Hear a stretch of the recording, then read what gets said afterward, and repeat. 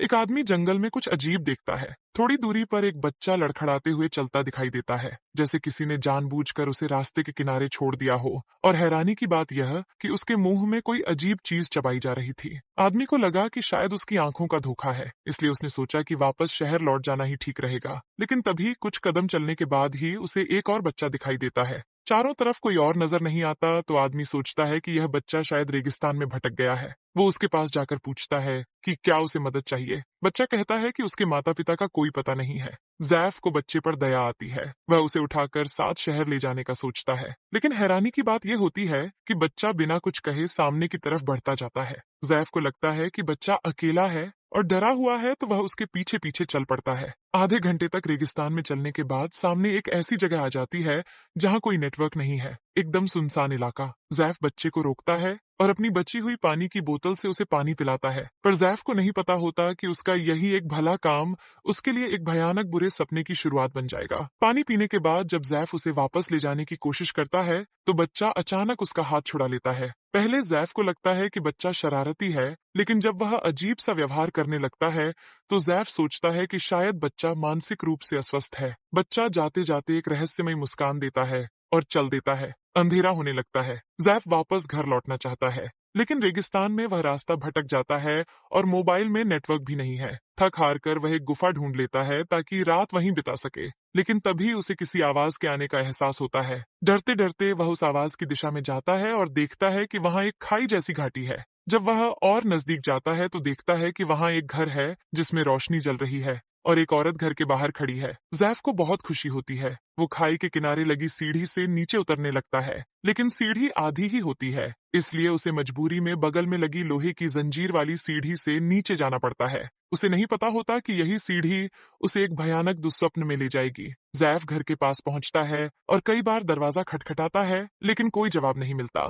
घर में रोशनी जल रही होती है और उसे लगता है कि कोई अंदर है। आखिरकार वह सीधा उस औरत के सामने पहुंच जाता है और कहता है कि वह रेगिस्तान में रास्ता भटक गया है और थोड़ी मदद चाहिए। लेकिन अजीब बात यह थी कि औरत ने कोई जवाब नहीं दिया, बस जैफ से कहा कि पहले बैठकर खाना खा लो। जेफ भी मजबूरी में हाँ कर देता है। औरत का इतना गर्मशी से स्वागत देखकर जेफ थोड़ा हैरान होता है, लेकिन जब वह अपनी कटोरी में देखता है तो कुछ अजीब लगता है। उधर औरत तो बड़ी चाव से खा रही थी। शायद रेगिस्तान में फंसने की वजह से उसका मन ठीक नहीं था। जैफ ने अपनी पूरी कटोरी का खाना औरत को दे दिया और बस एक गिलास पानी मांगा। औरत को इतने स्वाद से खाते देख जैफ ने उससे फोन मांगा, लेकिन औरत ने बताया कि वह यहाँ अकेली रहती है, ना कोई रिश्तेदार है, ना उसे फोन की जरूरत। फिर उसने जैफ को समझाया कि बाहर रात हो गई है तो यहीं रुक जाना ठीक रहेगा। अब जैफ के पास कोई और चारा भी नहीं था। वह मान गया, लेकिन उस रात जैफ को नींद नहीं आई। वो करवटें बदलता रहा। अगली सुबह जब औरत अभी भी सो रही थी तो जैफ एक मोटी रकम छोड़कर निकलने को तैयार हुआ, लेकिन जैसे ही वह घाटी के किनारे पहुंचा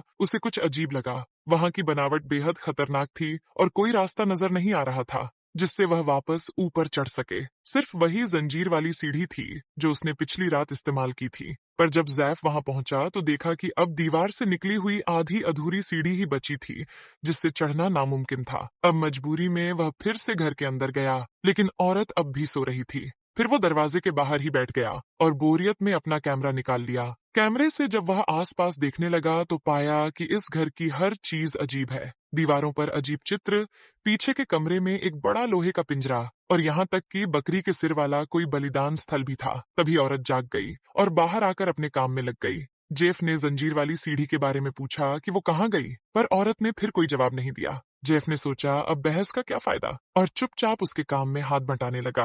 काम खत्म होने के बाद ही औरत बोली कि अगर कल तक रुके तो शायद ऊपर जाने का रास्ता मिल जाए। जेफ ने दूर से अधूरी सीढ़ी की ओर देखा और सोचा एक बार कोशिश करके देखी जाए, लेकिन इतनी ऊंची और खड़ी खाई पर ऐसे ही चढ़ जाना आसान तो नहीं था। कई बार कोशिश करने के बाद आखिरकार उसने हार मान ली। इसके बाद जैफ ने अपने पूरे बदन पर लगी धूल मिट्टी साफ करनी शुरू कर दी। औरत यह देखकर बेहद उत्साहित हो गई और फौरन पानी लाने और उसके कपड़े धोने की पेशकश की, लेकिन जैफ ने सख्ती से मना कर दिया। इस वक्त वह बस किसी तरह शहर लौटना चाहता था। औरत ने पूछा, क्या तुम्हारी पत्नी तुम्हारा इंतजार कर रही है? जैफ थोड़ा हैरान रह गया। उसने कहा कि वह तो खुद इस हालत में नहीं जानता कि कभी उसकी कोई पत्नी होगी भी या नहीं। जब औरत को पता चला कि जैफ अभी भी कुंवारा है तो वह और ज्यादा घुलने मिलने लगी। रात गहराती गई, पर जैफ की आंखों से नींद दूर थी। वो उठा और बाहर जाकर देखने लगा कि कहीं सीढ़ी वापस तो नहीं आई। लेकिन नजारा वही था, कोई जंजीर वाली सीढ़ी नहीं। अगली सुबह जैफ ने एक्शन लेने का फैसला किया। उसने दराज से एक फावड़ा निकाला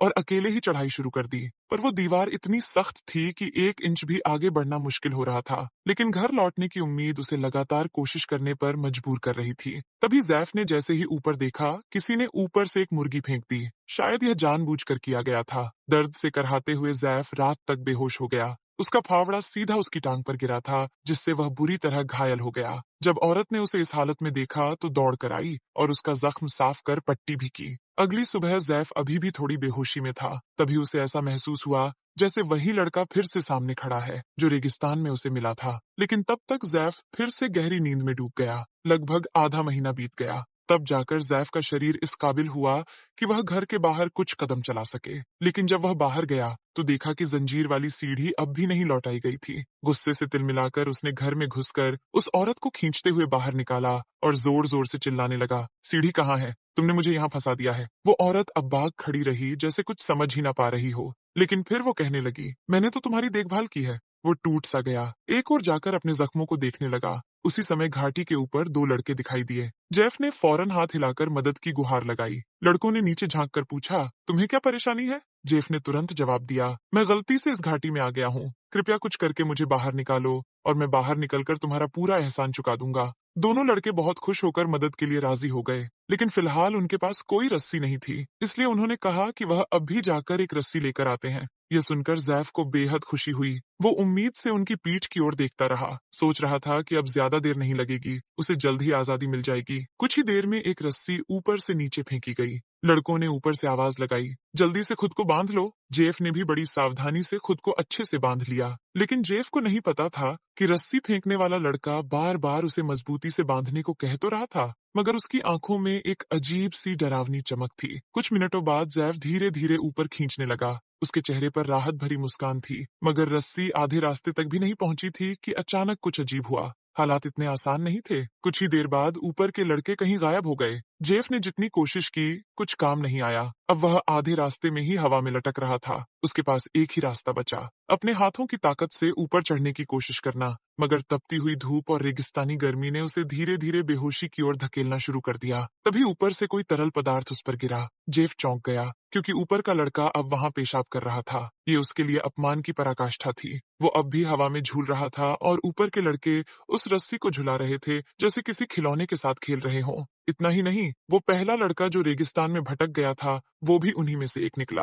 अब जैफ को साफ समझ आ गया था, यह लड़के जैसे कोई पूरा गिरोह है, शायद एक परिवार जैसा जो यहाँ फंसे हुए लोगों के साथ खेल खेलते हैं। जैफ हवा में झूलते हुए मदद की गुहार लगाता रहा, मगर कोई असर नहीं हुआ। अंत में जब वह पूरी तरह टूट गया, तब जाकर लड़कों ने रस्सी को हिलाना बंद किया। जेफ का सिर एक चट्टान से टकराया और वह बेहोश हो गया। जब उसकी आंख खुली तो रात हो चुकी थी, मगर उसने हार नहीं मानी। वो अब भी किसी भी तरह इस जगह से निकलना चाहता था। उसका शरीर अब पूरी तरह थक चुका था। तभी पीछे से वही औरत आई जिसने उसके जख्मों की देखभाल की थी। उसने जैफ की हालत देखी और उदासी में बोली, तुम इतनी मेहनत क्यों कर रहे हो? थोड़ी ताकत बचा कर रखो। जैफ ने झट से पूछा, ये लड़के कौन है? औरत ने जवाब दिया, बस कुछ रेगिस्तान में भटकते बच्चे हैं। फिर उसने चेतावनी दी, अगर तुमने शांति से नहीं बैठ तो तुम्हारी तकलीफें और भी बढ़ सकती हैं। जेफ अब पूरी तरह टूट चुका था। उसने आसमान की ओर देखकर एक जोरदार चीख मारी। तभी वह लड़के एक बार फिर उस खाई के किनारे दिखाई दिए। बहादुर के ऊपर से वे सारे लड्डी के गुस्से में जेफ को घूरते रहे। 1 महीने बाद जैसे जेफ ने अपनी किस्मत को स्वीकार कर लिया हो, अब वह औरत के साथ उसी खाई के भीतर ही फंसा रहता था। जब औरत ने देखा कि जेफ की कमीज फटी हुई है, तो उसने अलमारी से मर्दों के पुराने कपड़े निकाल दिए और कहा कि जो चाहो पहन लो, कि यह कपड़े आखिर कहाँ से आए होंगे। लेकिन फिर भी वह बिना ज्यादा सोचे एक कपड़ा पहन लेता है। इन दिनों में उसने सब्जियां उगाने की कोशिश भी शुरू कर दी थी। ऊपर से बच्चे अक्सर खाने पीने का सामान फेंकते रहते और जेफ उन्हें चुपचाप स्वीकार करता रहा, जैसे अब वही उसकी नई जिंदगी हो। शायद शराब और ढेर सारे स्नैक्स की वजह से जब जेफ ने एक रात औरत से पूछा, क्या तुम कभी यहाँ से भागने का नहीं सोचती? तो औरत ने बस धीरे से कहा, बस यही तो है,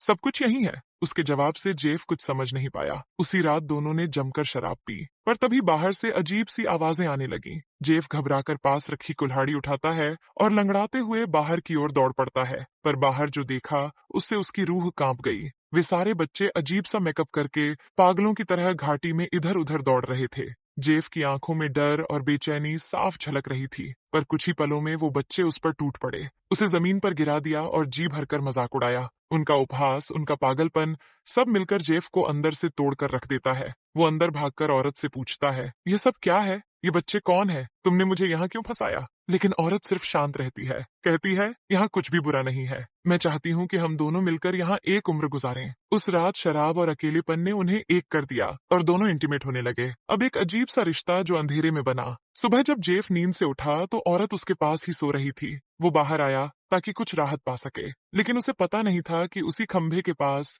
सैकड़ों बोतलों के ढक्कन जमा है, जो शायद उससे पहले यहाँ आए और फिर कभी बाहर ना जा सके। इस घाटी में एक और महीना बीत गया। जेफ की उगाई गई सब्जियों में अब हरे पत्ते निकलने लगे थे। उन लड़कों में से एक उसकी सब्जियों को देखकर बड़ा उत्साहित हो गया। उसने जेफ से पूछा, ये सब्जियां तुमने कैसे उगाई? यहीं से जेफ को एक उम्मीद की किरण दिखी।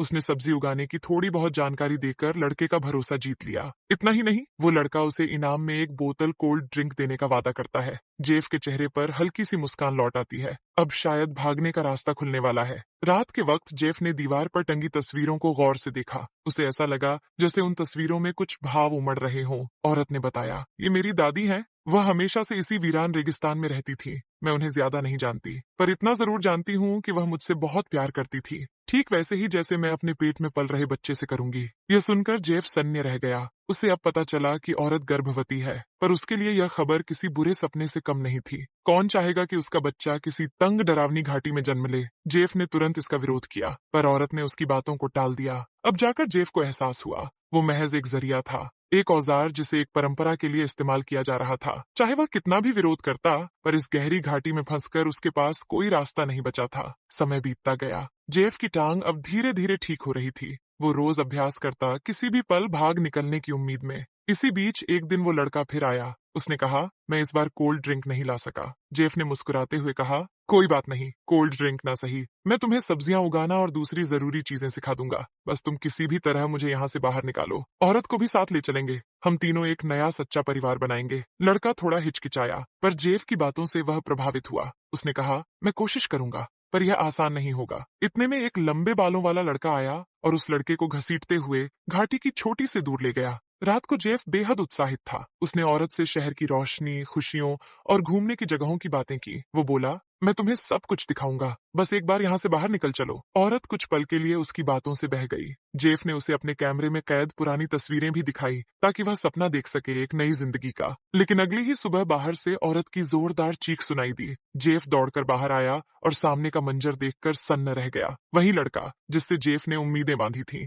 अब घाटी के बीच में लटक रहा था। उसकी सांसें थम चुकी थीं। जेफ की बोलती बंद हो गई। वो डर से कांपने लगा। औरत जमीन पर बैठकर फूट फूट कर रो रही थी। उसी पल जेफ की आंखें खुली। सच्चाई अब उसके सामने थी। यह सारे लड़के इसी घाटी में जन्मे थे, इसी परंपरा के तहत पल्ले बढ़े थे, और उन्होंने ही जेफ को इस घाटी में फंसाया था, ताकि वह उनके कबीले की नई पीढ़ी को जन्म दे सके। एक ऐसा भयावह सच जिससे अब बचना नामुमकिन लगने लगा। अलमारी में रखे ढेरों मर्दों के कपड़े और दरवाजे के खंभे पर जड़े शराब की बोतलों के ढक्कन, ये सब इस बात के साफ संकेत थे कि इस जाल में फंसने वाला सिर्फ जेफ नहीं था। पर अफसोस, वो उस आखिरी मौके को भी चूक चुका था जब उसके पास कुल्हाड़ी थी। अब जाकर जेफ की आंखें खुली, पर तब तक बहुत देर हो चुकी थी। वो औरत अब गुस्से में पागल हो चुकी थी और हाथ में लकड़ी का तख्ता लेकर जेफ पर टूट पड़ी। 5 महीने बाद जेफ अब एक लोहे के पिंजरे में बंद था। उसकी आंखों में होश नहीं और उसकी जुबान पर सिर्फ पागलपन की बड़बड़ाहट। लेकिन उसी दिन घाटी के पास एक लड़की घूमती हुई आई। उसने जेफ की बेताबी को सुना। पिंजरे की सलाखों तक पहुंचकर जेफ ने बेहद धीमी आवाज में उससे मदद की गुहार लगाई। लड़की को जैसे ही समझ आया कि जेफ को यहाँ बंदी बनाया गया है, उसने वादा किया, मैं अभी